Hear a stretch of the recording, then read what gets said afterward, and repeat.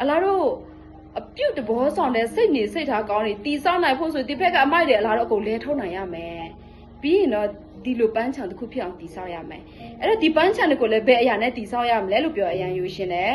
အရင်ဦးဆုံးကိုယ့်ရဲ့ ego လို့ပြောတာအတ္တတွေကိုဖယ်ထုတ်ရမယ်နော်လူတွေကလေတကယ်တမ်းနိုင်ငံရေးကြောင့်အများကြီးဖြစ်ပြနေတာမဟုတ်ဘူးကိုယ့်ရဲ့အတ္တကြောင့်လည်းအများကြီးပါတယ်ကိုပြန်စဉ်းစားကြည့်ကိုပွေးလင်းလင်းပဲဝန်ခံကြည့်ကိုယ့်ရဲ့အတ္တကြောင့်ကိုပိုပင်ပန်းတာလားတကယ်ပဲနိုင်ငံရေးကြောင့်တဲကြောင့်ကိုပိုပင်ပန်းတာလားနော်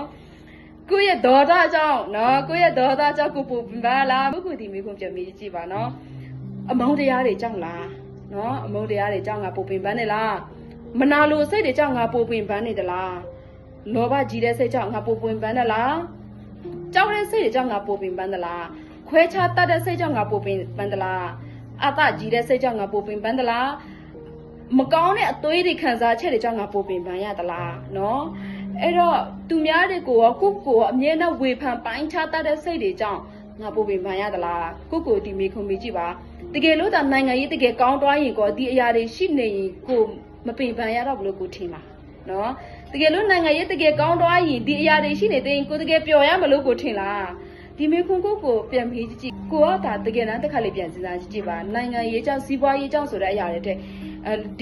ဒီအရာတွေပေါ်မှာကိုဘယ်လောက်ထိ